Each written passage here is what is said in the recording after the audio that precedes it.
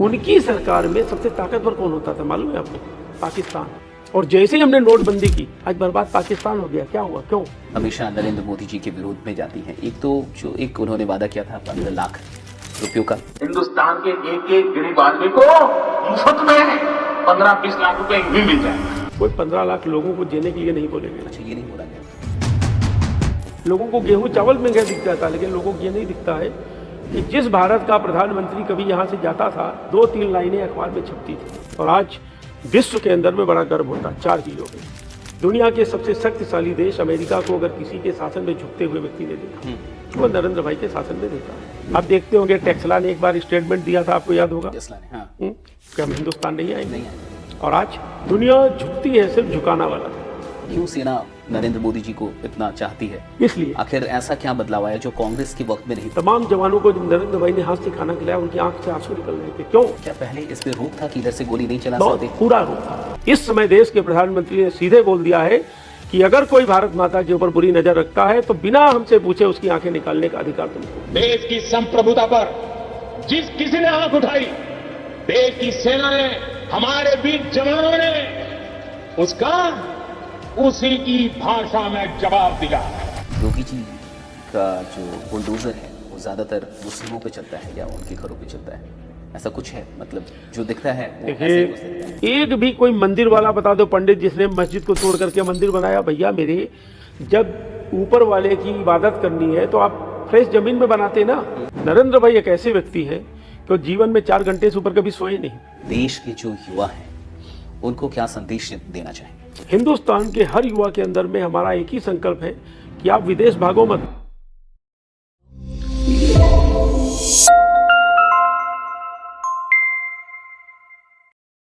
नमस्कार दोस्तों, मैं सुशीष कुमार तिवारी और स्वागत है एक बार फिर से आपका the एसकेटी podcast powered by statement.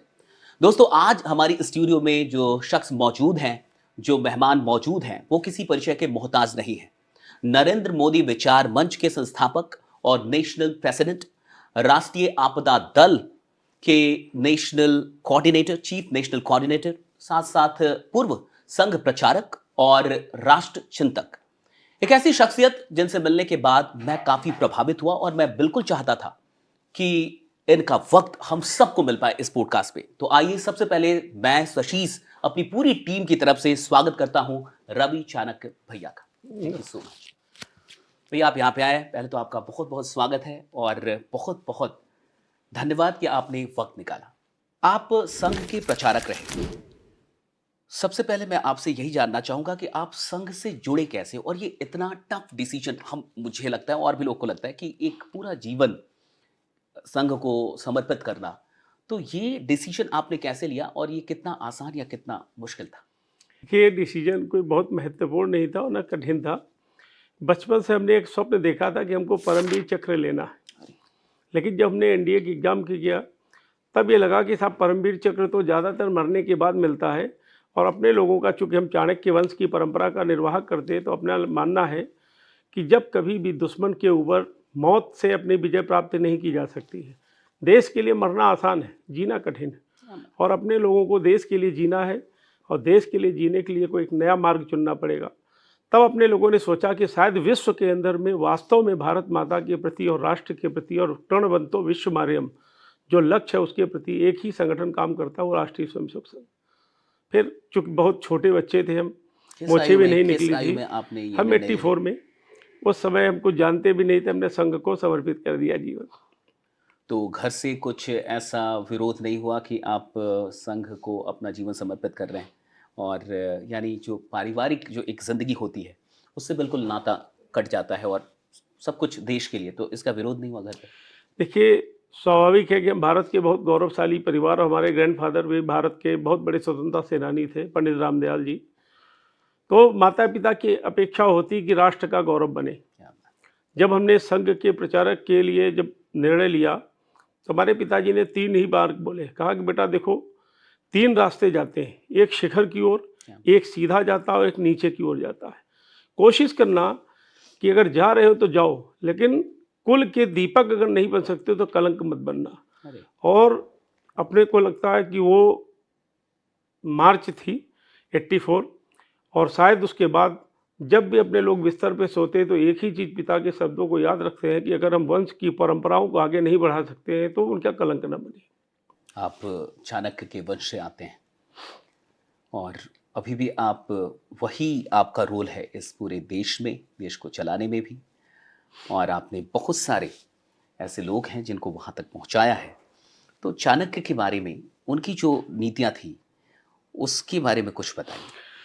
देखिए, महात्मा चाणक्य के विषय में तो दुनिया जानती है कि उन्होंने कभी अपने दुश्मन को छुआ नहीं और देश के दुश्मन को कभी जिंदा छोड़ा नहीं। क्या बात। और वही सिद्धांत हमारा है कि देश के दुश्मन को कभी जिंदा छोड़ेंगे नहीं और हमारा दुश्मन है उसको कभी टच नहीं करेंगे। और यहीं से शुरू, यहीं से समाप्त होता अपना। आप परमवीर चक्र पाना चाहते थे और इससे जुड़ा मेरे पास एक सवाल है, वो है अग्निवीर को लेके। तो मोदी जी की सरकार में ये फैसला हुआ और अग्निवीर ये स्कीम आई और 4 साल तक सिर्फ लोग नौकरी अब कर सकते हैं। एक बच्चा पूरी ज़िंदगी तैयारी करता है, अपनी पूरी जवानी लगाता है उस नौकरी के लिए, और जो मिडिल क्लास थी उसके पास यही सेना की ही एक जॉब बच गई थी जहाँ पे उसे सैलरी या फिर बाद में उसे जो पेंशन, ये सारी चीज़ें दिखती थी। अब वो भी कहीं ना कहीं हटा दिया गया और 4 साल के बाद फिर उसे नौकरी से निकाल दिया जाएगा। ये कहाँ तक सही था? देखिए, जिन लोगों को एक तुलनात्मक अध्ययन नहीं करते उनको ये लगता है। आप देखिए कि प्रतिवर्ष सेना की भर्ती कितनी निकलती थी रेगुलर, स्थायी रूप से। अग्निवीर में एक निर्णय लिया है सरकार ने कि 25% लोग वो कंटिन्यू करेंगे जिनकी इच्छा होगी या जिनका अच्छा सा एक अपना उनका रिकॉर्ड होगा। ठीक है। दूसरी बात, नरेंद्र भाई तो 26 मई 2014 को प्रधानमंत्री बने। हमने तो 22 जून 2004 को जब मंच की स्थापना हुई थी तभी हमने डिमांड की हिंदुस्तान के हर युवा को कम से कम, बहन को 2 वर्ष और लड़कों को जो बच्चे हैं उनको 3 वर्ष की सेना की ट्रेनिंग होनी चाहिए। इसलिए आपको ध्यान होगा उस समय इत्तेफाक से हमें भी वहाँ जाना हुआ। होटल ओबराय और ताज में जब अटैक हुआ, हमारा एक NSG का ऑफिसर, हमारा कैप्टन उन्नी कृष्णन भी शहीद हुए। तो सबने देखा कि मात्र कुछ गुंडे होते थे, आतंकवादी 2-3 आए, एक होटल में ताज में घुस गए और पूरा देश लाइव देख रहा था उनको। और पूरा देश सहमा हुआ था। क्यों? जबकि होटल ताज के अंदर में उन 4 आतंकवादियों से भी ज़्यादा आतंकवादी तो थे नहीं, उससे ज़्यादा गेस्ट थे। लेकिन गेस्ट मजबूर क्यों थे कि किसी की भी सेना की ट्रेनिंग नहीं थी। और अपना मानना है कि जिस दिन हम 100% युवाओं में और बहनों में सेना की ट्रेनिंग दे देंगे, कोई भी गुंडा, कोई भी बदमाश, ना रेपिस्ट, ना आताई, कोई भी आक्रमण नहीं कर सकता। इसलिए क्योंकि हर घर के अंदर में एक भारत माता का वैभव रखने वाला परमवीर चक्र विजेता के रूप में एक हमारा अग्निवीर बैठा होगा। बाकी तमाम राज्य सरकारों ने पहल की। अभी हरियाणा ने बोला कि आंदोलन भी हुआ इसके विरोध में, अग्निवीर के विरोध में। बहुत सारे स्टूडेंट्स, ट्रेन, सारी चीज़ें, मतलब हिंसक आंदोलन भी हुए, लेकिन सरकार ने उन सारी चीज़ों को दबा दिया। देखिए, ऐसा है ना, युवाओं के आंदोलन तो थे लेकिन वो आंदोलन युवाओं के दिल से नहीं थे, वो राजनीतिक थे। आपने देखा होगा कि तमाम पहलवान आंदोलन में बैठे और वही जाकर के कांग्रेस से चुनाव लड़ रहे हैं। तमाम जो अग्निवीर का आंदोलन करते थे वही आपने देखा मेंबर ऑफ पार्लियामेंट के चुनाव में बड़े बड़े मंचों पे भाषण देते हुए देखा। लेकिन चूंकि युवा आंदोलन कर रहे थे, युवा तो हमारा पवित्र होता है, उसको बता दिया गया कि भाई आपका भविष्य खतरे में है, तो आंदोलन करेगा, उसका अधिकार बनता। और ऐसी स्थिति पे नरेंद्र मोदी भी उस युवा के साथ में। प्रश्न ये आता है कि अग्निवीर के बाद फिर युवा क्या करेगा। इसके लिए मोदी जी ने, जब 2014 में हमारा चुनाव था तो हम लोगों ने एक ही नारा दिया था कि न जातिवाद न प्रांतवाद, अब चलेगा सिर्फ विकासवाद। हमने विकास के नाम पे चुनाव लड़ा। 2019 के अंदर में हमने अपने काम के ऊपर चुनाव लड़ा कि हमारा 26 मई 2014 से लेकर के आज तक का क्या काम है, आप रिपोर्ट दो। इस बार हम लोगों ने संकल्प लिया कि हर हाथ को काम, और हाथ को काम। नरेंद्र भाई के सपनों का भारत अगर बनाना है तो नौकरी लेने वाला नहीं बल्कि नौकरी देने वाला बनाना है। हिंदुस्तान के हर युवा के अंदर में हमारा एक ही संकल्प है कि आप विदेश भागो मत। आज जितना IIM और एम्स का पास आउट जो फॉरेन में जा रहा है वो सब टोटल हमको रोकना है भारत के अंदर, और बल्कि दुनिया का जो ब्रेन है हम भारत में चाहते हैं। तो हम कैसे कल्पना कर सकते हो कि अग्निवीर के द्वारा हम बेरोजगारी बढ़ाएंगे। मोदी जी जब सरकार में आए तो उनके कई ऐसे उनके वादे थे जिसमें नौकरियां भी थी, करोड़ों नौकरियां थी, 1 करोड़ 2 करोड़ साल की नौकरियां थी। वो जो वादे थे नौकरियों के, वो मुझे नहीं लगता कि पूरे हुए। और स्टार्टअप की जो चीज़ें हैं वो अनडाउटेबली मोदी जी के आने के बाद स्टार्टअप का एक कल्चर, स्टार्टअप की एक पहल और एक मुहिम वो फैली है इस देश में। लोग स्टार्टअप करना चाहते हैं, सरकार मदद कर भी रही है उसमें, लेकिन नौकरियों का कुछ खास नहीं हुआ। देखिए, लोगों को मालूम नहीं, एक्चुअली में बचपन में एक गेम खेला जाता, ईंटें लगा दी जाती थी लाइन से, एक ईंट लुढ़काते तो सारी लुढ़कती हुई जाती थी। ऐसे ही लोगों को अभी नहीं दिखाई पड़ रहा, लेकिन आपको आश्चर्य लगेगा, दुनिया की जितनी भी टॉप की कंपनियां थी जो अपने देश से माल बना करके हमारे भारत में बेचती थी, सबको नरेंद्र भाई ने मजबूर कर दिया उनको made in India, make in India आने के लिए। बहुत सारी और मैन्युफैक्चरिंग यहाँ शुरू हुई। और लोगों को लगता है कि साहब ये नहीं, एक छोटी सी इंडस्ट्री पे जब पड़ती, गाँव के अंदर में चाय वाला, खोंचे वाला, सिगरेट वाला, बीड़ी वाला, पान मसाले वाले, जितने भी इनडायरेक्ट जो दुकानें खुलती हैं, वो उसी इंडस्ट्री के द्वारा बेरोजगार लोग रोजगार पाते हैं। आज भारत के अंदर में लगभग 16,000 के लगभग छोटी बड़ी कंपनियां और आई, और वो कहीं न कहीं, देखिए भारत एक छोटा सा, वैसे तो 16,000 प्रशासनिक कंपनी आई हैं। भारत के अंदर में वैसे तो आप देखोगे प्रशासनिक जिले इस समय लगभग 800 हो रहे हैं, हम लोगों ने 933 जिलों में बांटा है। हमारा मानना है 933 जिलों के अंदर में अगर 4 इंडस्ट्री भी पहुंच गई, एक छोटा सा जिला है, 4 इंडस्ट्री पहुंचते ही ऑटोमेटिक जनता की सोशियो इकोनॉमिक ग्रोथ डेवलप हो जाती है, और अपने लोग उसी पे काम कर रहे हैं। आपको याद होगा कि हमारे भारत के अंदर में जो इस समय वर्तमान जो भारत का युग चल रहा है वो हमारा 5058, आज की डेट में 5000 वर्ष पूर्व छोटे छोटे राजा होते थे। राजस्थान के राजा आपने देखे, चारों ओर से रेत होती थी। आखिर ऐसा क्या था कि जनता भी स्वावलंबी होती थी, राजा भी बड़े महलों में रहता था, बड़े संपन्न थे। पानी भी राजस्थान में नहीं था, फिर भी पानी पीने को मिलता था। इसका मतलब जो प्राचीन सभ्यता के सोर्स है उनको हमें अध्ययन करना होगा और उनको लागू करना होगा वैज्ञानिक युग के साथ, क्योंकि हम लोग मानते हैं, एक हमारे यहाँ गीत है, युग के साथ मिल के सब कदम बढ़ाना सीख लो। युग क्या है? विज्ञान का युग है, आज टेक्नोलॉजी का युग है। अगर हम विज्ञान और टेक्नोलॉजी को नहीं सीखेंगे, हम जीवन में पीछे हो जाएंगे। तो हम लोगों ने क्या किया है, जितनी भी विश्व की टॉप इंडस्ट्रीज हैं सब हिंदुस्तान में आ रही। आप देखते होंगे टेस्ला ने एक बार स्टेटमेंट दिया था, आपको याद होगा, टेस्ला ने, हाँ, कि हम हिंदुस्तान नहीं आएंगे। और आज आदरणीय नरेंद्र भाई और नितिन गडकरी जी से संपर्क करके, और वो बहुत अच्छा भारत के प्रति स्टेटमेंट देके कहते हैं हमें टेस्ला इंडिया में लाना और भारत में मोदी के सपनों का भारत में पूरा करना। क्यों? एक चीज मानना, दुनिया झुकती है, सिर्फ झुकाना वाला चाहिए। और आज विश्व के अंदर में बड़ा गर्व होता है 4 चीजों पे। वास्तव में दुनिया के सबसे शक्तिशाली देश अमेरिका को अगर किसी के शासन में झुकते हुए व्यक्ति ने देखा, वो नरेंद्र भाई के शासन में देखा है। कभी बीजा और नहीं दिया था उनको। पहली बार जीवन में चाइना को पीछे हटते हुए देखा। हम तो चाइना बॉर्डर पे 14 साल रहे, पहली बार चाइना को पीछे हटते किसी के शासन में देखा है, वो आदरणीय नरेंद्र भाई के काल में देखा है। और बड़ा गर्व होता है। 84 चाइना ने बहुत सारी जगह हड़प, वो तो सबको मालूम है किसके राज्य में हुआ। और आप ये देखिए, आज पाकिस्तान बॉर्डर पे, पहले आपको याद होगा हमारे 2 जवानों के सर काट करके फुटबॉल खेला था तालिबानियों ने, और हमारे माननीय प्रधानमंत्री और रक्षा मंत्री जा करके कहते थे हम यूएनओ में डिमांड बात उठाएंगे। और आज अगर पाकिस्तान को थर थर कांपते हुए लोग देख रहे हैं, वो भी नरेंद्र भाई के शासनकाल में।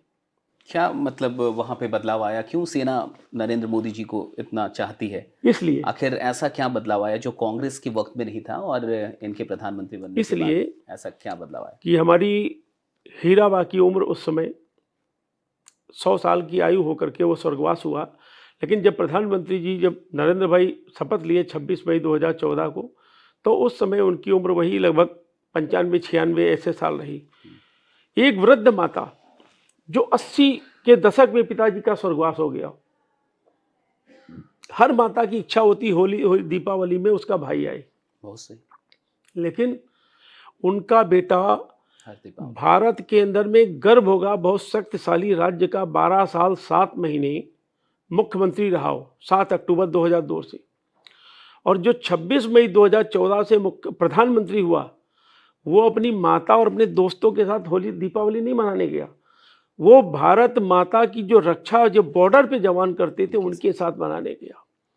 और वो भी कोई प्रोटोकॉल पे जमीन कुर्सी पे बैठ के खाना नहीं खाया, सबसे पहले जवानों को अपने हाथों से खिलाया, उसके बाद उस व्यक्ति ने खाया।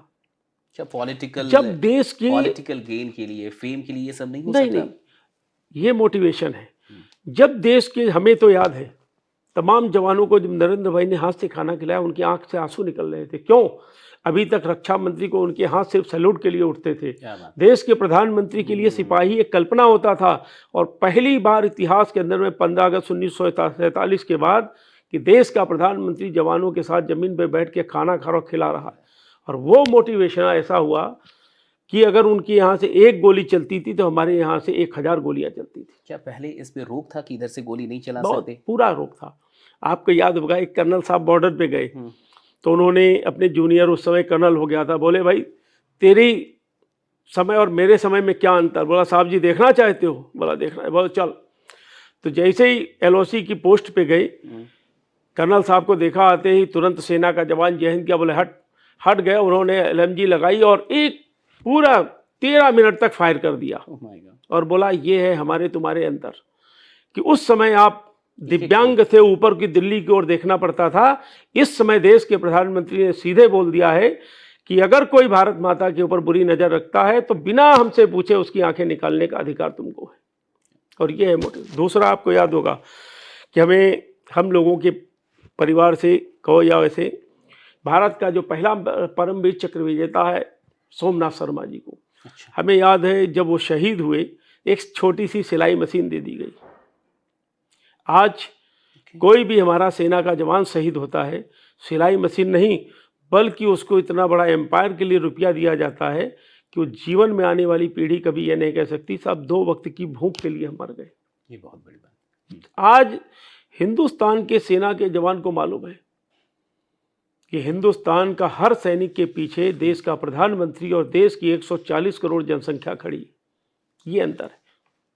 2-3 बातें हमेशा नरेंद्र मोदी जी के विरोध में जाती हैं। एक तो जो एक उन्होंने वादा किया था 15 लाख रुपयों का, वो, और दूसरी चीज़ की सरकार जो है विकास और इन सब मुद्दों पे नहीं बल्कि मंदिर के मुद्दों पे और राम मंदिर का जो एक मुद्दा था उसको लेके सरकार बनी या फिर से सरकार आई। आप क्या कहना चाहेंगे? देखिए, सबको मालूम है नरेंद्र भाई का वो भाषण और अमित शाह का उठाएंगे, हम भी उस कार्यक्रम में थे। अच्छा। कोई 15 लाख लोगों को जीने के लिए नहीं बोले गए। अच्छा, ये नहीं बोला गया था। ये उदाहरण के तौर पे बोला गया कि हिंदुस्तान का विदेशों में इतना रुपया है कि एक एवरेज के रूप में एक जनता का इतना रुपया आ जाएगा अगर वो पैसा आ जाए। लेकिन ये बात मोदी जी ने बोली थी कि वो पैसा हम लेके आएंगे, वो जो काला धन है वो हम लेके आएंगे, उसका तो कुछ नहीं हुआ शायद। आपको मालूम होगा 8 नवंबर को जब नोटबंदी लागू हुई, जितना रुपया छपा हुआ था वो भी जमा हो गया, उसके अतिरिक्त भी आया। रुपया कहाँ से आया? एक एक नंबर के 2-2 नोट निकले। अभी हमने प्रिंटिंग प्रेस देवास, एक ही नंबर के प्रिंटिंग प्रेस देवास मध्य प्रदेश में हम थे, माता चामुंडा को मंदिर की टेकरी पे टेकने गए, फिर आए। यही हमने वहाँ के प्रिंटिंग प्रेस नोट वालों से पूछा। आप कल्पना करो कि नरेंद्र भाई से पहले जब प्रधानमंत्री कोई दूसरे थे, इसमें कोई दो राय नहीं, उन्होंने राष्ट्र के उत्थान के लिए काम नहीं किया, बहुत अच्छा काम किया। लेकिन उनकी सरकार में सबसे ताकतवर कौन होता था मालूम है आपको? पाकिस्तान। और जैसे ही हमने नोटबंदी की, आज बर्बाद पाकिस्तान हो गया। क्या हुआ? क्यों? टोटल हमारे पैसे छपते थे, यानी टोटल। आज लोगों को लगता नहीं कि 15 लाख, आप कल्पना करिए 15 लाख लोग कहते हैं कि साहब 15 लाख हमको नहीं मिले। तमाम एक राष्ट्रवादी एक मुस्लिम बच्चा हमसे बोला कि साहब हमको 15 लाख नहीं बल्कि 25 करोड़ मिल चुका है। हमने कैसे?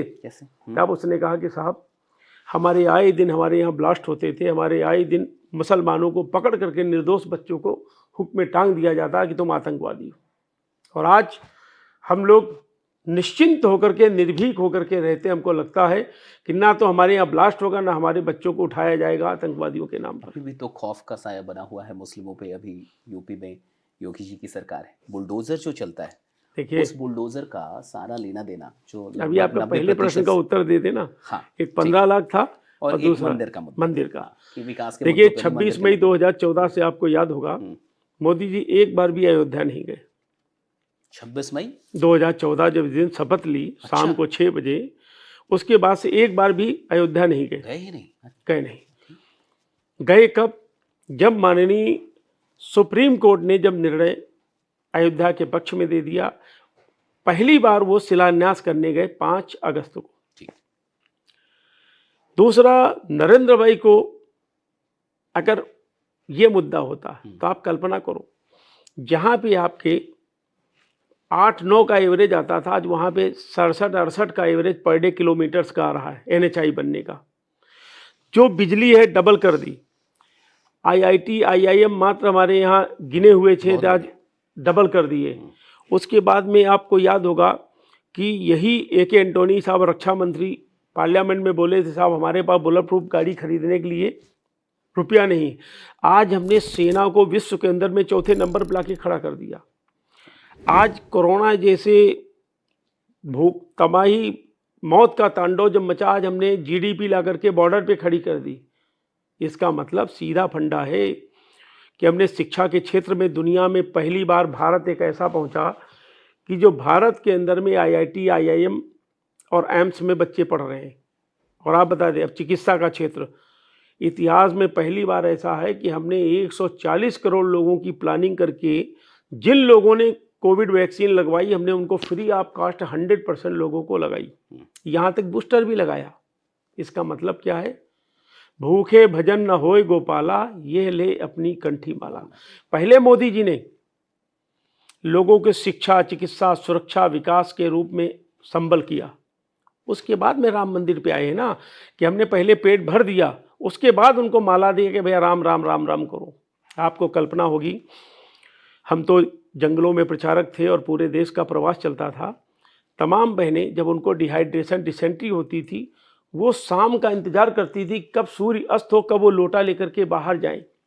और बरसात में तो तमाम बहनों को क्या, हमारे बच्चों को भी विषैले सांप डस लेते थे। बरसात में पौटी जाते थे जंगलों में। आज मोदी जी ने क्या किया? अभी हम तमिलनाडु में थे। तमिलनाडु में एक जगह पे हमारा बौद्धिक था। एक बच्ची ने कहा कि सर हम राखी बांधना चाहते। हमने कहा बेटा अभी तो राखी भी नहीं। बोले नहीं बांधना है। तो उसके बगल में अनन्या थी। हमने कहा बेटा क्यों राखी बांधना है? बोले नहीं। रोने लगी दूसरी बच्ची, क्या हुआ बेटा? बोली नहीं, हम इशारा किया उसके लिए, नल्ली के लिए, कि साहब वो जब पोटी जाती थी तो 30-40 साल का बुजुर्ग व्यक्ति, युवा, वो क्या करता था, लकड़ी से उसको उठा देता था, टाट को, और छेड़ देता था। और पहली बार जब शौचालय के अंदर में जब उसने सिटकनी बंद करके जब पॉटी करने बैठी तो उसकी आंख में आंसू आ गए और उसने कहा कि अपनी बेटी को और अपनी बहन को सुरक्षित करने का सामर्थ्य सिर्फ 2 ही लोगों में, या तो भाई में है या पिता में। और मोदी पिता हो नहीं सकते, भाई बन सकते। और भाई बनने के बाद उनको राखी कैसे बांधी जाए, तब यूट्यूब गूगल पे देखा गया कि रवि चाणक्य जी ऐसे व्यक्ति हैं कि जो उनके दास और उनके भाई के रूप में काम करते हैं, और उनको राखी बनने का मतलब है कि मोदी को राखी बनाई। आप कल्पना करो कि पोटी करने के स्थान पे अगर देश की किसी बेटी के अंदर में नरेंद्र भाई के प्रति भ्रातृत्व का भाव आता है, यही है विकास की गति। 31 मार्च 2019 को हमने 100% विद्युतीकरण का काम पूरा किया। पहला एक गांव बचा था, उसको समुद्र में अलीबाग में पाइपलाइन डाल करके उस गांव को भी हमने विद्युतीकरण में डाल दिया। तो अब विकास का मुद्दा कहाँ रहा? आप ये देखिए, पहले सड़कों का जाल क्या था। आज अभी हम गए थे दक्षिण भारत की ओर, तो हमने सोचा भाई यहाँ अन्य मंत्रियों के नाम लिए जाएं, अन्य नेताओं, हर आदमी सिर्फ मोदी और गडकरी का ही नाम लेता है। आप शुरू से मोदी जी के साथ हैं और थोड़ा मैं जानना चाहूँगा कि वो जो मुख्यमंत्री बने वो कैसे बने, उसकी कहानी क्या है, क्योंकि वो आप जानते होंगे। देखिए वो तो बलरामपुर, चुनाव तो नहीं लड़ा था शायद, तो वो बलरामपुर गोंडा के अंदर में प्रवास कर रहे थे। अचानक अटल जी का फोन आता है, दिल्ली पहुंचते। दिल्ली के बाद में उनको सीधे होता कि आपको गुजरात का मुख्यमंत्री बनना है। और आपको आश्चर्य लगेगा, भारत के अंदर में पहला ऐसा मुख्यमंत्री है जो जीवन में कभी विधानसभा ही नहीं गया था, पहली बार विधानसभा गए। अच्छा, चुनाव भी नहीं लड़ा था? नहीं, शायद वो तो शपथ लेने के बाद मणिनगर से चुनाव लड़े। लेकिन पहला ऐसा मुख्यमंत्री जो पहली बार मुख्यमंत्री बनने के बाद विधानसभा गया। उस समय ऐसा क्या दिखता था मोदी जी में जिसके चलते अटल जी ने ये फैसला लिया? देखिए नरेंद्र भाई में उस एक समय तक विशेषता, उन्होंने क्या किया था आखिर संघ के लिए या फिर देखिए पार्टी के लिए? नरेंद्र भाई जब से वो संघ के प्रचारक थे, हम्म, उनका एक ही सिद्धांत है, ओनली इम्प्लीमेंटेशन। शायद संघ के अंदर में भोजन के बाद प्राय सारे लोग सो जाते। ठीक। नरेंद्र भाई एक ऐसे व्यक्ति है कि वो जीवन में 4 घंटे से ऊपर कभी सोए नहीं। बहुत दोपहर में लोग संघ तो शिक्षा, विश्वास नहीं करते इस बात दोपहर में। को संघ शिक्षा वर्ग होता है। हर संघ का स्वयंसेवक प्रचारक भोजन करने के बाद 2 घंटे रेस्ट करता है, क्योंकि 4 बजे 3 बजे उठता है। नरेंद्र भाई ने कभी दोपहर को विश्राम ही नहीं किया। और आपको बड़ा गर्व होगा कि भारत के अंदर में पहला ऐसा प्रधानमंत्री है जिसने आज तक बुखार तो छोड़ दो, किसी नाम से छुट्टी ही नहीं ली। अभी तक कोई छुट्टी? अभी तक कोई छुट्टी। हर आदमी को ये शुरू से ही था उनके अंदर ये समर्पण, ये आरंभ मेहनत? से। आप ये देखिए, बचपन में एक गांव में पड़ोस में शादी थी, अचानक एक आया, उसने कहा कि सब हीराबा और सब लोग बैठे थे, सोमाबाई, अमृतबाई, प्रहलाद भाई, सब लोग, कि भाई पड़ोस में शादी में चलना। स्वाभाविक होता है, गांव क्षेत्र के अंदर बहुत पिछड़े गांव से थे, थोड़ा सा छोटा सा मकान था, सींग दाने के तेल से उनके यहाँ काम चलता था, बाथरूम लेटरिन नहीं था, चारपाई खड़ी करके वो स्नान करती थी बहन। ऐसे परिवार में आप कल्पना करो, जब बच्चे को निमंत्रण दिया जाता उत्साह होगा कि नहीं। उस समय एक बाबा जी सरसों हथेली पे उगाए हुए थे। बाबा जी सरसों हथेली पे उगाए, उन्होंने कहा नहीं बा, तुम जाओ, हम बाबा की सेवा करेंगे। मतलब एक छोटा सा बालक अपने रिश्तेदारी में भोजन करने, एंजॉय करने, दोस्तों के साथ खेलने नहीं जा रहा। वो क्या कर रहा, जो महाराज जी सरसों हथेली पे उगाए थे उनकी सेवा के लिए कहा बा, हम महाराज जी की सेवा करेंगे। दूसरा उदाहरण आपको बताते हैं उसी गांव का। एक परंपरा है, उस मंदिर की ध्वजा बदलने का। अच्छा। ध्वजा नहीं बदले तो ऐसा लगता कोई बड़ी दैवी आपदा आएगी। और उसी समय मगरमच्छ छोटे छोटे आ गए, कोई जाने के नहीं था। पंडित ने कहा भाई जब पानी कम होगा कैसे भी किया जाएगा सुरक्षा दृष्टि से। दोपहर को अचानक देखा, पूरे गांव में चर्चा हुई, कोई पानी में कूद गया, कोई पानी में कूद गया। और उसके बाद देखते क्या, भगवा ध्वज जो हमारा था वहाँ, वो पवित्र भगवा ध्वज नया लग गया और फिर पानी में तैरता हुआ कोई आ गया, और वो थे हमारे आदरणीय नरेंद्र भाई। अरे बचपन में तो एक छोटा सा मगरमच्छ भी पकड़ के घर में ले आए। मगरमच्छ पकड़ के लेके आए थे? अरे इसलिए नरेंद्र भाई, हमने तो बहुत निकटता से उनको देखा, अध्ययन किया है। शायद ही भूतो न भविष्यत, मतलब संघ में हम भी प्रचारक रहे, हम भी, हमारा जीवन विवाहित है, लेकिन नरेंद्र मोदी के 10% भी कोई भी नहीं बन सकता है। कहने को तो कोई भी कह ले। ये भारत का स्वर्णिम युग और स्वर्णिम इतिहास है कि मोदी अब न भूतो न भविष्यत होने वाला है। इसलिए विकास के मुद्दे पे जिन लोगों को लगता है कि विकास नहीं हुआ, अपने गिरेबान में झांके और अंदर रात मंथन करें कि जिस अटल जी के बाद में मनमोहन सिंह साहब के समय सोर्स लगाया जाता था कि साहब गैस सिलेंडर और गैस का कनेक्शन के लिए, और आज जगह जगह पर सिलेंडर बिकते हुए नजर आ रहे हैं। से मेरे पास सवाल आया कि गैस के दाम बढ़ गए, पेट्रोल के दाम बढ़ गए, डीजल के दाम बढ़ गए, और जब सरकार आई थी बीजेपी की तो इन्हीं मुद्दों के ऊपर बहुत बात हुई थी। खासकर रामदेव बाबा जी ने भी इस पे बड़ी बात की थी कि आप लोग को क्या सस्ता पेट्रोल नहीं चाहिए, सिलेंडर नहीं चाहिए। और तब शायद 400 की सिलेंडर आती थी शायद, और अब शायद हज़ारों में आ रही है। तो ये जो भी वादे थे या जिन वादों पे सरकार आई, आपको नहीं लगता वो फेल हुई सब कुछ? देखिए, आप उसको मल्टीप्लाई करोगे महंगाई से, कोई महंगा नहीं। प्रॉब्लम क्या आ रही है, हमको गैस सिलेंडर दिखाई पड़ जाता है, जो किसान ने गेहूं चावल उगाया, टमाटर उगाए, सब्जी उगाई, तेल उगाया, वो महंगा दिखाई पड़ता है। लेकिन कभी हमने सोचा, बड़े बड़े 5 स्टार होटल में हम जाते हैं नाश्ता करने के लिए, जितने का सिलेंडर होता है उन्हें टिप दे देते हैं हम। आप ये देखिए कि जो चीज़ें काश्तकार के प्रोडक्शन से हैं, जो चीज़ें हमारी इंटरनेशनल मार्केट से आ रही, उन पे कहीं न कहीं हमको बैलेंस करके चलना पड़ेगा। आज हमारी पूरी दुनिया जो है 3 चीज़ों पे चलती है, एक वेपन्स पे, एक पेट्रोकेमिकल प्रोडक्ट के ऊपर, एक फार्मास्यूटिकल पर। केमिको आपने देखा होगा, केमिकल का जो मेडिसिन फार्मास्यूटिकल है उसमें तो हम इंडिया इंडिया बहुत में आ अच्छा गए। वर्ल्ड में आपने देखा होगा, बहुत अच्छा कर रही है। एक अफ्रीकन कंट्री के लोग मौत के जब तांडव मचा हुआ था तो नरेंद्र मोदी ने दवाई भेजी, उन्होंने ट्वीट करके हनुमान जी की एक फोटो डाली थी, संजीवनी ले जाते हुए लिखा था थैंक्स इंडिया, थैंक्स मोदी। क्या बात दूसरा, आपको याद होगा कि पूरे देश में त्रासदी हुई, हम्म, यहाँ तक कि अमेरिका के वर्तमान जो भी राष्ट्रपति, इन्होंने भी डिमांड किया कि साहब भारत ही हमको मेडिसिन दे सकता, और हमने मेडिसिन भेजी। अब आता था वेपन्स, तो आपने देख ही लिया, हमारी एक मिसाइल गलती से पाकिस्तान चली गई थी और पाकिस्तान जाते ही कितने देशों से डिमांड आ गई। आज हम दुनिया के अंदर में हथियार भी बेचने लगे। अब आता पेट्रोकेमिकल। पेट्रोकेमिकल का सब्स्टिट्यूट, जो सबसे बड़ी हमारी इकोनॉमी 3 चीज़ों में विदेश में जाती थी, तीसरा ये पेट्रोकेमिकल। अब इसको रोकने के लिए आदरणीय नरेंद्र भाई ने पहले एथेनॉल को 50% मिलाने का सक्सेस किया। अब वो गन्ने की बड़ी बड़ी जो हमारी मिल्स हैं उनके अंदर से जो वेस्टेज निकलता है, एथेनॉल बन रहा है। इसका मतलब देश का 25% रुपया हमने रोक दिया। उसके बाद हम आ गए इस पे हाइड्रोजन पे आ गए, हाइड्रोजन की भी गाड़ियाँ आ गई।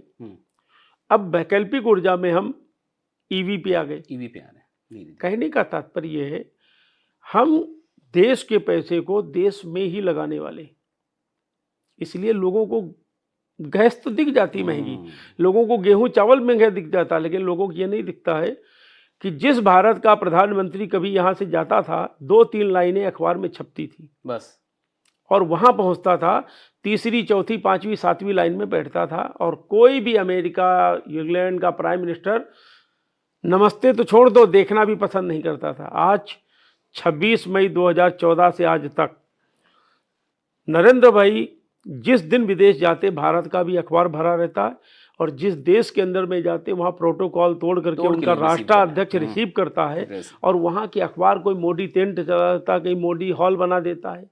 इसका मतलब क्या? वो मोदी का सम्मान नहीं, सम्मान इस देश के 140 करोड़ लोगों का है जिनको विकास नहीं दिखता। आप कल्पना करो, एक राष्ट्राध्यक्ष स्टेज के ऊपर मोदी जी के पैर छू रहा, वो भी हिंदू नहीं, एक सेलिब्रिटी,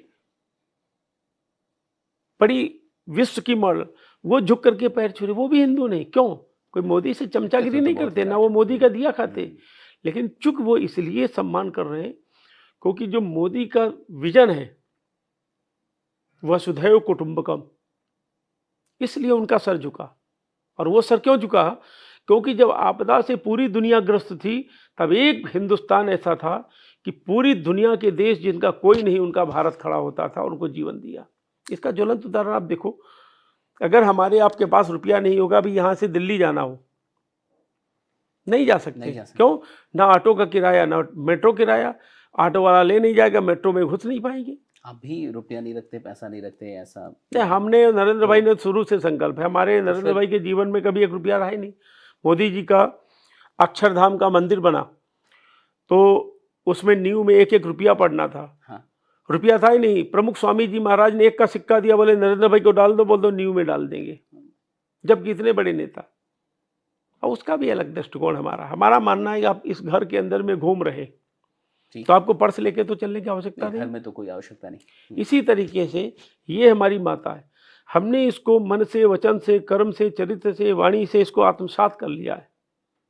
अब जब माता की गोद में, जब बच्चा 2 ही जगह सुरक्षित रहता है, या तो माता की कोख या माता की गोद। जब हम माता की गोद में चल रहे, अपने घर में चल रहे, किस बात का पैसा? आज यहाँ पे आप बैठे, कल को और कोई भाई मिलेगा, अगली जगह मिलेगा। भाई क्या चाहिए आपको? रोटी, कपड़ा, मकान।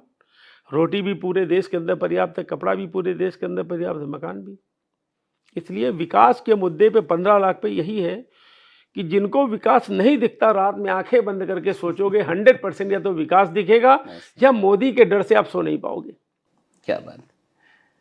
आप पूरे देश को, धरती को, इस देश को माँ मानते हैं, और पिछले कई वर्षों से आप और मोदी जी, जैसा आपने बताया, बिना पैसों के, आप कोई इंसिडेंट ऐसा जो आपके साथ, कोई घटना ऐसी हुई हो जो आपको लगता है कि यहाँ देश, ये चीज़ जिसे आप माता मानते हैं, ऐसा कुछ इंटरेस्टिंग कोई इवेंट, कुछ घटना? देखिए, हमारे साथ तो पर डे होता है। हाँ।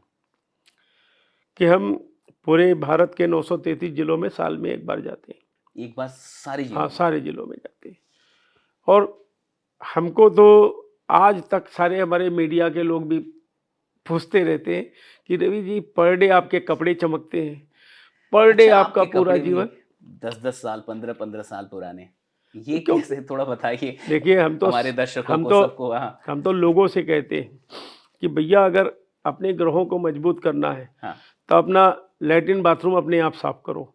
अपने बहुत को से सुने। मजबूत करना हाँ, है तो आपको अपने कपड़े अपने आप धुलना पड़ेगा, क्योंकि कोई बहन आपकी पत्नी के रूप में आती है, वो बंधुआ मजदूर के रूप में नहीं आती। क्या बात। क्योंकि नारी तू नारायणी, आज वो लक्ष्मी के रूप में आपकी पत्नी के रूप में आई है, वो आपकी सर्वेंट नहीं है। तो कम से कम अंडरवियर, बनियान, मोजे, रुमाल तो हम धुल ही सकते हैं ना। अपना रूम, हाँ, अपना अपना और जब बाथरूम बाथरूम में गए तो थोड़ा अपना साफ करोगे तो जितना हाइजीनिक रहेगा उतना अच्छा रहेगा। इससे दो लाभ हो गए, स्वास्थ्य भी आपका अच्छा हो गया, ग्रह भी आपके कंट्रोल हो गए। इससे ग्रह अच्छे होते हैं। हाँ, आप कभी किसी का राहु खराब हो, हम्म, उसको बुधवार और शनिवार को तो 100% अपना बाथरूम धुले और हार्पिक लगा लोगों करके धुल धुला करके किसी सफाई कर्मचारी को कुछ भी दान कर दो, राहु मजबूत हो गया। क्या बात। ये तो हमारे यहाँ देखिए क्या है, सारा सब कुछ है। आप मानते हैं हम तो ज्योतिष मानते कि हम तो प्रैक्टिकल विज्ञान? करते हैं। हमें बीच में हमारा एक ने बताया साहब सूर्य आपका थोड़ा सा गड़बड़ होने वाला। हमने मोबाइल में अपने पिताजी की सूरज फोटो थी, हमने कहा भाई हमारा जीवन में कभी गड़बड़ नहीं हो सकता। बोले क्यों? हमने कैसे उनको बने? दिखाया, हम कहा हमारे हर मोबाइल में पिताजी की फ़ोटो होती। अच्छा, जिस समय छोटे थे उस समय फ़ोन होते नहीं थे, ट्रंकाल बुक होता, तब हमने अपने झोला होता था उसमें एक डायरी में फ़ोटो चिपका के रखते थे। तो माता पिता दोनों की फोटो से दोनों फोटो रखनी चाहिए हमेशा आपको मोबाइल बता पे? दें, हमने कई लोगों को बताया। हम्म, एक मिले, बोले साहब हमारी शनि की महादशा और हम एमपी बन गए, कुछ गड़बड़ होगा। हम्म, हमने कहा माता जी कहाँ रहती? बोले हमारे पास।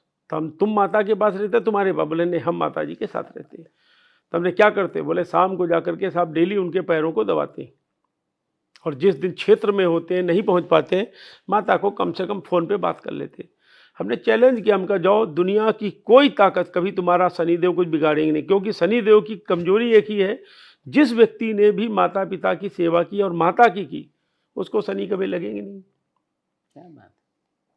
और जो लोग माँ पिताजी की इज्जत नहीं करते, या ऐसे बहुत युवा हैं अब जो शादी के बाद उन्हें घर हमने से और बाहर नरेंद्र भाई, निकाल हमारा तो हाँ, रिकॉर्ड है कि जिस व्यक्ति ने भी अपने माता पिता को अलग रखा या माता पिता से दूर रहा या माता पिता की सेवा नहीं, कभी आज तक जीवन में हमने स्वप्न में पानी ही नहीं पिया उसके घर में। अरे, क्योंकि जो अपने माता पिता का नहीं हुआ वो हमारे देश और हमारा क्या होगा। नरेंद्र मोदी विचार मंच आपने 2004 में इसका निर्माण किया था। तो 2004 में आपने निर्माण किया जब, तो मुख्यमंत्री बन चुके थे? हाँ, 2007 में बन चुके थे वो। 2002 में, 7 अक्टूबर 2002। और 4 में आपने शुरू किया। तो इसके पीछे क्या विजन था, और क्या आपको पता था कि ये प्रधानमंत्री भी बनने वाले हैं, या फिर एक ऐसे प्रधानमंत्री बनेंगे जिन्हें सदियों तक याद रखा जाएगा? देखिए, बहुत अच्छा गर्व होता है हमें कि जब 7 अक्टूबर 2002 को जो नरेंद्र भाई आए गुजरात में, भूकंप आया था। भूकंप के अंदर में उन्होंने वो करके दिखाया। 26 जनवरी को हमारे अंजार के अंदर में बच्चे प्रभात फेरी निकालने, सब दब के स्वर्गवास हो गया उन बच्चों का। उसके बाद नरेंद्र भाई ने प्रभात फेरी पे बैन लगा दिया, तब से आज तक प्रभात फेरी नहीं होती। लेकिन एक एक मंजिल जो जमीन के अंदर में चले गए थे मकान, पूरा मौत का तांडव चलता था। हमारे अहमदाबाद के अंदर में मानसी टावर में ऊपर स्विमिंग पूल था, फट गया, लोग डेड बॉडियां लटकी हुई थी। तब नरेंद्र भाई ने संकल्प लिया कि गुजरात को हम विश्व स्तरीय बनाएंगे, डेवलप करेंगे। क्या बात है। और आप देखिए आज की डेट में कच्छ और भुज में जाएंगे, गांधी धाम जाएंगे, आपको लगेगा नहीं कि हम हिंदुस्तान में। लेकिन इसकी चर्चा नहीं की। गुजरात में हमारे यहाँ कभी कहते थे आसाम की पानी का और गुजरात की जवानी का कोई भरोसा नहीं, कब दंगे हो जाएं गुजरात में। कालूपुर में आप निकले स्टेशन से, खाली आप चाय पीने के लिए दंगे, मतलब साल में 1-2 बार दंगे होते थे। हिंदू मुस्लिम या फिर जातीय? हिंदू मुस्लिम। हिंदू मुस्लिम। आपको वो नहीं दिखाई पड़ा। गुजरात के अंदर में एक समय ऐसा था, हाईवे वगैरह 16 फीट के होते थे, अगर सामने से कोई गाड़ी आ रही बरसात में आपको रोकनी पड़ती थी। वो डेवलपमेंट इनको नहीं दिखाई पड़ा। गोधरा कांड के बारे में हाँ, जब भी बात होती है तो कई ऐसे लोग हैं, कई जर्नलिस्ट भी हैं जो इसके लिए मोदी जी को दोषी मानते हैं, और कुछ लोगों ने ये भी कहा है कि इस पूरे दंगे में या फिर उसके बाद भी जो हुआ उन सब चीज़ों में मोदी जी का रोल था। ये देखिए, मंच सच की है? स्थापना ही इसीलिए हुई कि सच्चाई बताने के लिए, और खाली हिंदुस्तान में नहीं, क्योंकि हम लोग तो चीना फाड़ फाड़ के बोलते थे, अखबार कोई छापता नहीं था। तब हम लोगों ने अच्छा, संकल्प अखबारें लिया, नहीं छापती थी? कोई जो नहीं, भी बात है। अखबार टीवी कोई नहीं, वो तो खाली हमको सांप्रदायिकता का नायक, मौत का सौदागर। तब हम लोगों ने संकल्प लिया कि दुनिया के अंदर में एक ऐसा हम सोशल मीडिया प्लेटफॉर्म बनाएंगे जिसके अंदर में सिर्फ मोदी ही मोदी रहेंगे और मोदी के विचार रहेंगे। और वो इसलिए कि अब आप देखिए, मंच की स्थापना इन्हीं दो विषय पे हुई। अच्छा। गोधरा कांड हुआ, जब हमारी बोगी जलाई गई है 6, छोटा सा जिला था, छोटा सा स्टेट था, किसी का भांजा मरा, किसी का बहनोई मरा, किसी का बेटा मरा, जिसका बेटा मर गया, जिसका भांजा मर गया, जिसकी बहनोई मर गया, जिसका पिता मर गया, पागल तो हो जाएगा। बिल्कुल हो जाएगा। पागल होने के बाद क्षण भर में उन्माद फैल गया। उन्माद फैला, 1-2 दिन हिंसाएं होती रही, सेंट्रल की फोर्स बुलाई गई, जैसे तैसे करके उसको कंट्रोल किया गया। कंट्रोल करके उस दिन से आज तक गुजरात के अंदर में हिंसा के नाम पे एक भी कानी चिड़िया नहीं मरी। अच्छा, दंगा हुआ और नहीं? 12 साल 7 महीने में लोग कर्फ्यू दंगा भूल गए। क्या बात ये चर्चा नहीं की गई। है। ये चर्चा बड़ी नहीं बात। की गई कि गुजरात में साइक्लोन आता था, बिजली के खंभे गिर जाते थे, 20-20 दिन बिजली नहीं आती थी गांव में, इसकी चर्चा नहीं हुई। गुजरात के अंदर में बच्चियां रात में निकलने से डरती थी उसकी, और आज ऐसे 2-2, हालात थे। 3-3 बजे डांडिया खेलते थे, उसकी चर्चा नहीं हुई। गुजरात में रंगदारी चलती थी माफिया डानों से, उसकी चर्चा नहीं हुई कि साहब हमने माफियों को सफाया कर दिया। आज गुजरात के अंदर में कोई भी आता उसको मालूम है कि उसका बाप मोदी बैठा, वो मारेगा ही। आज 2-2 बजे, 3-3 बजे हमारी बच्चियां, हमारी बहनें निकलती डांडिया खेल के, उनको लगता है कि इस देश का प्रधानमंत्री नहीं बल्कि जो प्रधानमंत्री बैठा वो हमारा सगा भाई है, वो 24 घंटे में कोख से कब्र तक अपराधी को देख करके मरवा देगा। ये बहनों को विश्वास है, लेकिन उसकी चर्चा नहीं। अब ये देखिए मंच की स्थापना क्यों हुई। हमारी आदरणीय सोनिया जी ने भाषण दिया कि साहब मोदी तो सांप्रदायिकता का नायक है, कोई बोलना था मौत का सौदागर है। उस दौर में ये सारी और यहाँ तक नीचता की हद हो गई, मेंबर ऑफ पार्लियामेंट जनता के द्वारा चुने गए उन लोगों ने लेटर लिखा अमेरिकन एम्बेसी को और राष्ट्रपति को वहाँ के, कि साहब ये सांप्रदायिकता का नायक है, इसको अमेरिका का वीजा ना दिया जाए, अमेरिका ना जाए। यहाँ से चिट्ठियाँ लिखी गई थी, यहाँ से सारे सांसदों ने लिखे। हाँ, ये बात ये तो ओपन हो गई। ओके। बाकायदा एक्सेप्ट भी किया, और इसीलिए वो वीजा तब हम लोगों ने सोचा किया था अमेरिका ने कि अब नरेंद्र मोदी विचार मंच की स्थापना हुई। और जिस दिन वीजा कैंसिल किया गया उसी दिन नरेंद्र भाई ने संकल्प लिया कि हम दुनिया के अंदर में गुजरात को ही अमेरिका बना देंगे और दुनिया की हर इंडस्ट्री को हम झुका देंगे कि वो गुजरात में आने पे विवश हो जाएगी। बहुत लोग आए। और पहली बार ऐसा हुआ कि जब हमारा गुजरात समिट हुआ, गरवी गुजरात पे, और दुनिया की सारी इंडस्ट्री यहाँ आई, और दुनिया ने तो तब देखा कि हमारे रतन टाटा साहब 6 महीने से धक्के खा रहे थे बंगाल के अंदर में नैनो प्लांट डालने के लिए। मोदी जी ने संदेश भेजा, और संदेश भेजा एक ही दिन के अंदर, वो बोले साहब फिर कब आ जाएं। तो उसने टाटा साहब के पीए ने बोला कि साहब मीटिंग है। बोले यार वेस्टेज टाइम हो जाए, चलो मिल लेते हैं। गए तो उन्होंने सोचा 1-2 महीने बाद ऑर्डर देंगे, तब अपने कंपनी प्रोजेक्ट डायरेक्टर और सीए से बात कर लेंगे। मोदी जी ने कब लगाना है, बोले साहब जब आप बोल दो, आप कल से इंडस्ट्री चालू कर दो, लगाओ। रतन टाटा जी ने अपने मुख से हमसे बोला कि साहब हमने अपने जीवन के अंदर में कभी इतना विशाल व्यक्तित्व का व्यक्ति नहीं देखा, और ये व्यक्ति पॉलिटिशियन नहीं बल्कि ये तो एकदम ब्यूरोक्रेट और जननायक लगता है। कार्य 2 प्रकार से होता है, एक पत्रावली का निस्तारण जो फाइलों को लिख देते, आख्या दो, डिमांड लो, रिपोर्ट भेजो। एक होता कार्य का निस्तारण कि कोई काम आया इमीडिएट कर दो। अच्छा, मोदी जी का एक विशेषता है, नरेंद्र भाई किसी काम को पेंडिंग नहीं करते। आज का काम आज, जो आज अगर आपने कोई सजेशन दिया तो आज ही उस सजेशन को फाइल होना चाहिए। और हम लोग एक गीत बना था 2014 में कि जो चले शेर की चाल बदल दे दुश्मनों का हाल, नरों में इंद्र है, वही नरेंद्र है। क्या बात है। इसलिए कोई विकास पे कहता, कोई 15 लाख पे नरेंद्र कहता, नहीं मोदी जी चलता। के बारे में कुछ 3-4 या 5 ऐसी क्वालिटीज बताइए जो युवाओं में, वो अगर क्वालिटीज हो तो वो आगे चल के इस देश का बढ़िया नेतृत्व कर पाएंगे, समाज का। देखिए, नरेंद्र भाई के सपनों का भारत हम्म, युवाओं के इस्टेब्लिशमेंट से ही शुरू होता है। हमारा पहला नरेंद्र भाई का लक्ष्य है कि एक भी हमारा टैलेंटेड युवा IIM, IIT और एम्स का पास आउट हो या सामान्य हो, जिसमें टैलेंट है, वो विदेश नहीं जाना चाहिए। यानी देशभक्ति हो उसके अंदर राष्ट्र में प्रेम। तुमको जो भी प्रॉब्लम होती है, हिंदुस्तान में ही तुम्हें स्टार्टअप देने के लिए गवर्नमेंट तुम्हारे साथ कंधे से कंधा मिला के खड़ी है। दूसरा, 15 अगस्त 47 के बाद पहला ऐसा प्रधानमंत्री जो हिंदुस्तान की 140 करोड़ जनसंख्या से सीधा संवाद स्थापित करती, चाहे सोशल मीडिया के थ्रू हो, चाहे कम्युनिकेशन में बहुत नरेंद्र मोदी बिल्कुल, ऐप के द्वारा हो, चाहे बिल्कुल। माई GOV के द्वारा हो, ट्विटर और के 100% वो मोदी जी देखते हैं, बहुत से उनका स्टाफ लगा है, इमीडिएट पहुंचाता है।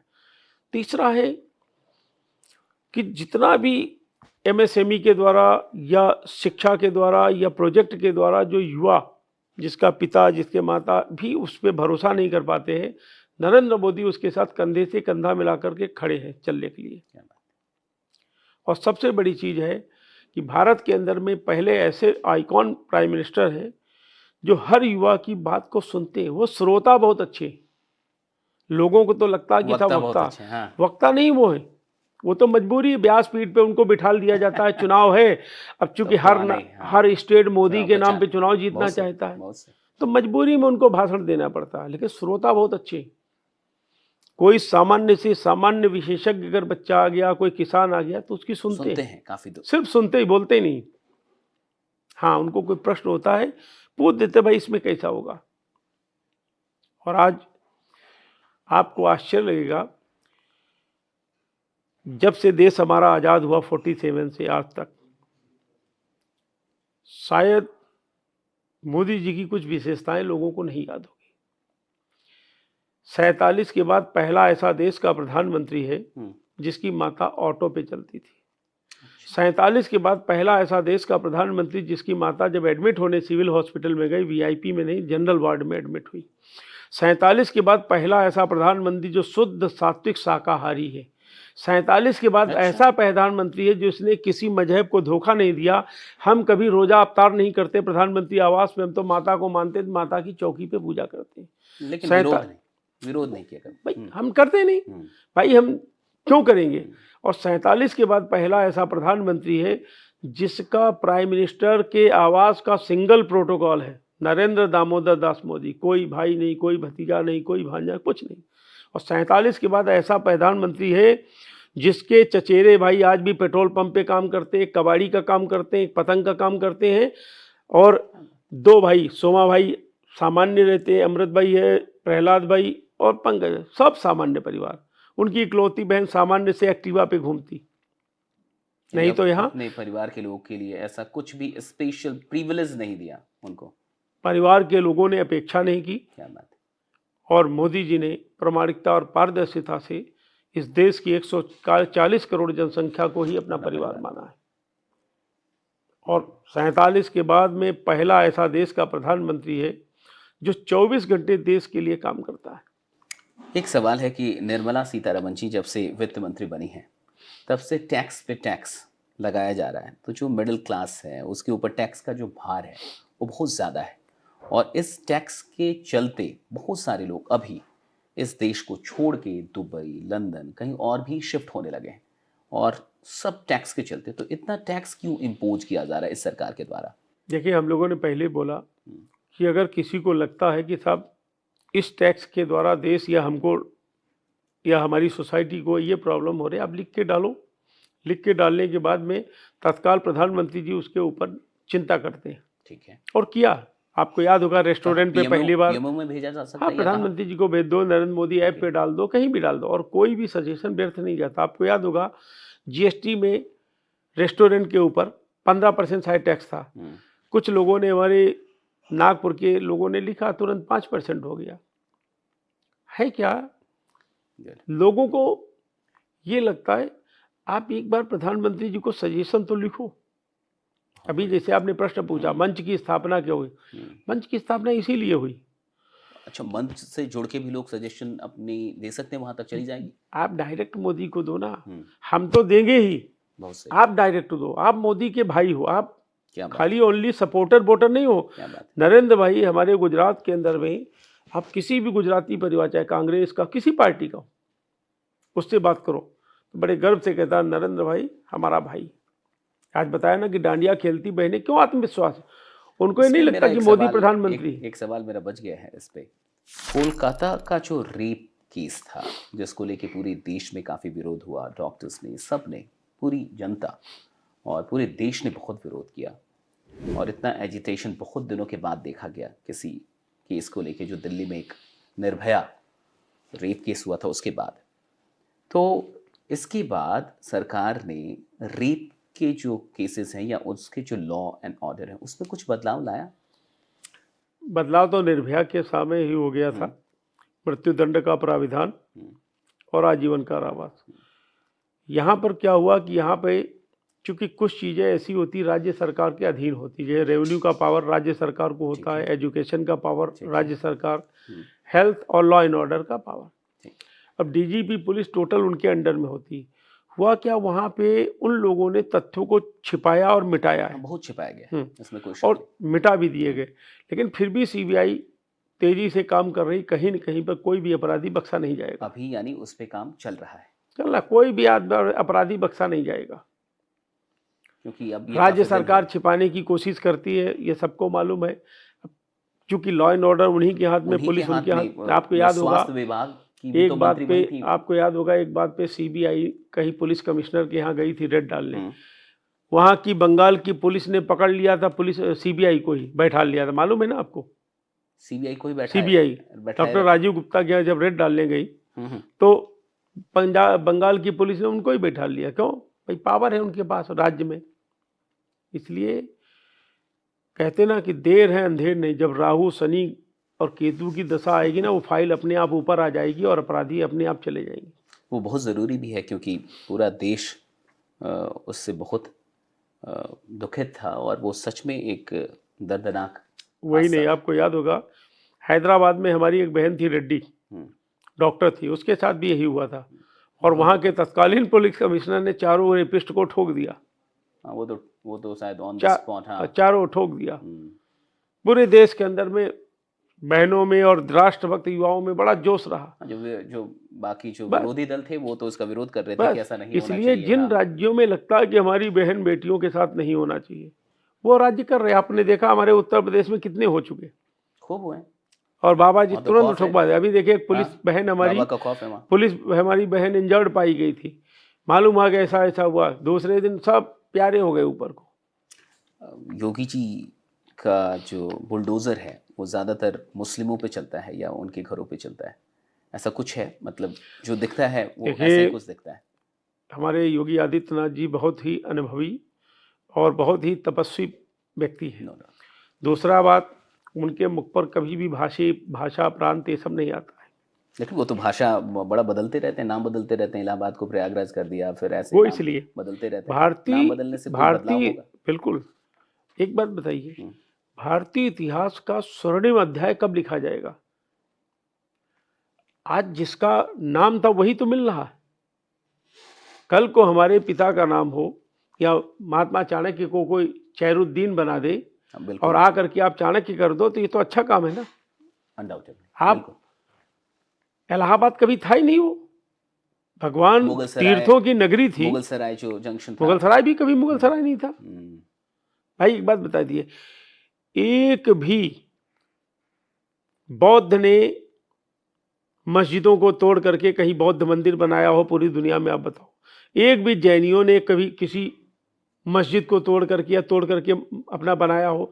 एक भी सिख बता दो जिसने किसी मस्जिद या किसी को तोड़ करके गुरुद्वारा साहिब बनाया हो? एक भी कोई मंदिर वाला बता दो, पंडित, जिसने मस्जिद को तोड़ करके मंदिर बनाया? भैया मेरे, जब ऊपर वाले की इबादत करनी है तो आप फ्रेश जमीन में बनाते ना। आप तो आने के बाद एक ही काम आपने किया, हमारा घर नहीं तोड़ा, आपने मंदिरों को तोड़ा, कॉलेजों को तोड़ा और यूनिवर्सिटीज को जला दिया। नालंदा, इसलिए जितने भी नाम परिवर्तन हो रहे हैं, नाम नहीं परिवर्तन हो रहे, बल्कि पुराने नामों में उनको वापस लाया जा रहा।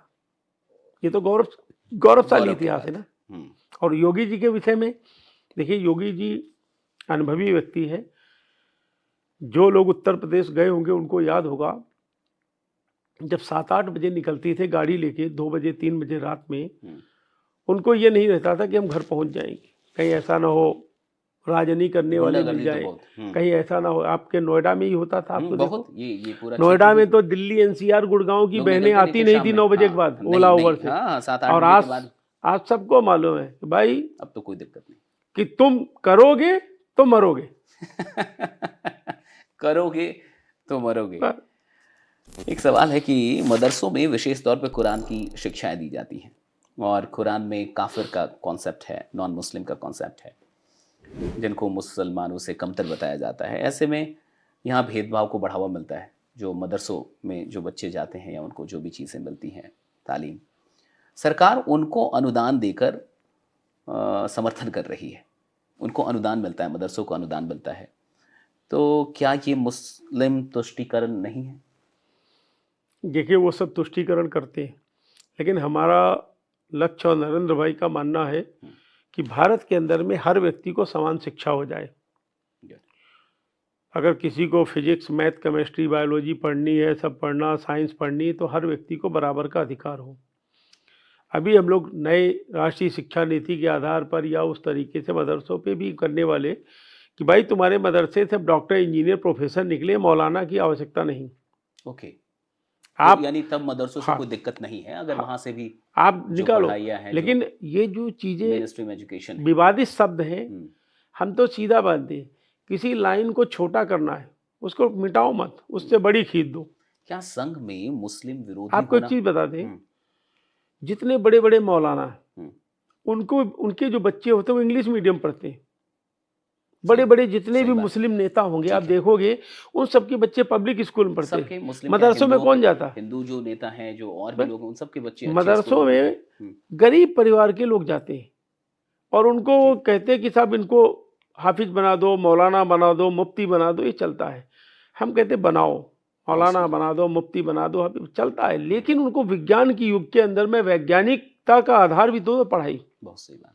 उनको फिजिक्स, मैथ, इंग्लिश होनी चाहिए। जो ये दौर है, जो विज्ञान का दौर है, तकनीक का दौर है, वो भी एक जो कॉमन ऐसा बहुत सारे लोगों का भ्रम हो सकता है या उनका विश्वास है कि संघ में भी मुस्लिम विरोधी होना या इस्लाम विरोधी होना, ऐसा कुछ सिखाया जाता है या फिर ऐसी कोई मानसिकता तैयार की जाती है। देखिए मतलब ये ऐसे ही है जो लोग नहीं जानते शायद देखिए संघ को। वही तो क्या बताया है हमने, सच्चाई इसके पीछे? दो चीज़ें, एक तो पानी में तैरना होगा तो पानी में कूदना पड़ेगा, 2-4 हाथ मारोगे 2-4 मुख में पानी जाएगा। ऐसे संघ को समझना होगा तो लोगों को संघ में जाना पड़ेगा। क्या संघ में लेकिन कुछ मुस्लिम हाँ भी हैं? बहुत है। लेकिन आपको बता दें, संघ का नाम राष्ट्रीय स्वयंसेवक संघ है, हिंदू स्वयंसेवक संघ क्या नहीं है। बात है। राष्ट्रीय स्वयंसेवक संघ का मतलब हो गया जिसके राष्ट्र और सनातन के प्रति, अपने देश के प्रति, अपने मातृभूमि के प्रति गर्व हो। बहुत सही। राष्ट्रीय स्वयंसेवक संघ, आपको याद होगा चरखी दादरी एक बार घटना घटी थी जब प्लेन क्रैश हुए थे। अच्छा। सबसे पहले हमारे मुस्लिम परिवारों की जो सेवा है हमारे संघ ने की, जो विदेश के लोग थे उनकी सब संघ ने की। मुस्लिम परिवार। और उस समय रमजान चल रहा था, बड़े बड़े मौलानाओं ने हम लोगों को पत्र लिखा क्या बात है। कि साहब हम अल्लाह से दुआ करते हैं कि ऐसा पवित्र संगठन की बरकत मिले। ये कब की बात है? ये चरखी दादरी जब दुर्गाए उस समय आसाम में प्रचारक थे, शायद 95 या 96 ऐसे कुछ होगा। क्या बात है। जब 2 प्लेन क्रैश हुए थे, तमाम बाहर के लोग आए। तो सारी दूसरा, हम्म, हमारे गुजरात में, महाराष्ट्र में बाढ़ आई, राजस्थान में एक बार आई, अजमेर वगैरह में सब सेवा की है। अभी बीच के अंदर में भ्रम है, यानी एक जो भ्रम फैलाया देखिए, गया है। हाँ। हमारा मानना है कि हम पूरी दुनिया को परिवार मानते हैं। आपको याद होगा टर्की पे भूकंप आया। टर्की में भूकंप आने के बाद सबसे पहले जो रेस्क्यू करने गए हैं वो भारत के हमारे सैनिक गए। और किसने भेजा? राष्ट्रीय स्वयंसेवक संघ का पूर्व प्रचारक नरेंद्र मोदी ने। अगर हमारे डीएनए में भेदभाव होता तो हम तो कहते होता। दूसरा उदाहरण, हम तो आपदा प्रबंधन देख रहे थे, रात को तत्कालीन और अभी वर्तमान मुख्यमंत्री हो गए हमारे उमर भाई, उमर शेख, वो खुद 22 फीट पानी में अंदर बैठे हुए थे, ऊपर नीचे पानी फ्लड आ गया था श्रीनगर में। रात के अंदर में 4 बजे हमारी डीआरएफ और एनडीआरएफ और सेना की टीम को उतारने का काम किसने किया? नरेंद्र मोदी ने। कौन? जो संघ का प्रचारक। इसलिए आपको याद होगा उस दिन तो त्रासदी हो गई थी, पूरा श्रीनगर कट ऑफ, बिजली बंद, फोन बंद, सब बंद, सिर्फ सैनिक हमारे आर्मी के और डिजास्टर मैनेजमेंट के लोग घूम रहे थे। इसलिए हमारा मानना है कर्णवंतो विश्वमार्य, संपूर्ण विश्व हमारा परिवार है और आज नहीं तो कल एक ही धर्म एक ही जाति होगी, मानवता सनातन। क्योंकि हम लोगों के दिलों पे राज करना चाहते हैं, शरीरों पर नहीं। दिल में परिवर्तन कब होगा? वो हमारा गीत है, सेवा है यज्ञ कुंड समिधा सम हम जले, ध्येय महासागर में सरित रूप हम मिले। फिर अगली पंक्ति हम सबके लिए है, दीनहीन सेवा ही परमेष्ठी अर्चना, केवल उपदेश नहीं कर्म रूप साधना। लास्ट हमारे लिए है कि मन वाचा कर्म से सदैव ऐक्य रूप हो, शिव सुंदर नव समाज विश्व बंधु हम गढ़े। हमने तो कहीं लिखा नहीं हिंदू समाज गढ़े, हम तो संपूर्ण विश्व का कल्याण भगवत गीता के तरीके से करना चाहते हैं, जिसमें प्रभु श्री कृष्ण ने कहा हमको मानो या ना मानो तब भी हम ही हम हैं। बहुत बहुत धन्यवाद आपका। जो मिसकंसेप्शंस थे, मुझे लगता है कि जितने भी लोग देख रहे हैं, जितने भी लोग इस पॉडकास्ट को आके देखेंगे, उन सब के ये मिसकंसेप्शंस दूर होंगे। और अंत में आपसे एक दो और सवाल हम लोग लेंगे। बीजेपी और संघ का कैसा रिश्ता है? अभी हाल फिलहाल में लोकसभा चुनाव में जेपी नड्डा जी ने एक बयान दिया था जो काफ़ी विवादित रहा कि बिना संघ के भी बीजेपी जीत सकती है, और इसका दुष्प्रभाव भी दिखा। देखिए मीडिया में आ गया, मीडिया वाले तो जानते हो कि पूरा तो दिखाते नहीं ना, छापते, वो थोड़ा सा दिखा दिया। एक्चुअली उन्होंने कहा था कि जब जनसंघ था तब हमें आवश्यकता पड़ती थी स्वयंसेवकों की सहयोग लेने की, वो सब लेने। अब हमारे पास 20 करोड़ के लगभग परिवार, वो भी करेगा, संघ भी अपना करेगा, ये कहने का मतलब था। दूसरा बात, भारतीय जनता पार्टी और संघ में जमीन आसमान का अंतर है। कैसे? भारतीय जनता पार्टी राष्ट्र को केंद्र मान करके लेकिन राजनीति करती है, ठीक। संघ सिर्फ समाज का काम करता है। संघ हिंदुस्तान के अंदर में 140 करोड़ लोगों के अंदर में चरित्र का निर्माण करना काम करता है। संघ राष्ट्र के प्रति समर्पण होने का, नदी माता, गौ माता, अपनी माता भारत माता के प्रति समर्पित होने का काम करता है। भारतीय जनता पार्टी का काम है एमएलए बनना, एमपी बनना, कारपोरेटर बनना, उसके द्वारा राष्ट्र निर्माण। हमारा नहीं, हमारा सत्ता केंद्र बिंदु नहीं है, हमारा राष्ट्र केंद्र बिंदु है। वो सत्ता पे काम करने के बाद अच्छा काम करते हैं। हमें ना तो एमपी बनना, ना एमएलए बनना, ना कारपोरेटर बनना, हमें तो क्या बनना है? ताजमहल की नींव बनना है। ताजमहल की नींव कोई देखता नहीं, लेकिन ताजमहल जब गिरेगा तो पूरी दुनिया बोले ताजमहल गिर गया, गाली देते, ताजमहल सारा गिर गया, लेकिन नींव को कोई गाली नहीं देता। इसलिए संघ जो है लोगों के अंदर में चरित्र निर्माण, राष्ट्र निर्माण के प्रति काम करता है। और उसमें आपको याद होगा सीखे जाफर शरीफ भी हमारे परिचय में थे। तमाम ऐसे कांग्रेस में वरिष्ठ अधिकारी बैठे हुए जो हमारे संघ के द्वारा है। कांग्रेस में भी तमाम वरिष्ठ अधिकारी, हमारे माननीय शंकर सिंह वाघेला जी जो बहुत वरिष्ठ कांग्रेस के नेता हैं, पूर्व केंद्रीय मंत्री हमारे संघ के। और उनका उदाहरण भी आता है कि नरेंद्र भाई और शंकर सिंह वाघेला एक ट्रेन में जा रहे थे, कोई इंडियन रेलवे सर्विस की 2 बच्चियां थी, उनका टिकट कन्फर्म नहीं था और उन दोनों ने जमीन पे बिछा दिया और अपनी सीट दे दी। ये छपे थे अखबारों में भी ये। इसलिए भारतीय जनता पार्टी एक राजनीतिक दल है, राजनीतिक दलों में सत्ता प्राप्त करके राष्ट्र का निर्माण करती। हम सत्ता पे नहीं, हम लोगों के दिलों के अंदर में भारत को बैठा करके भारत को परम वैभव बनाना चाहते हैं। अंत में आप इस देश के जो युवा हैं उनको क्या संदेश देना चाहेंगे? देखिए हमारा एक ही संदेश है, जो नरेंद्र भाई का स्वप्न है, हर हाथ के अंदर में काम।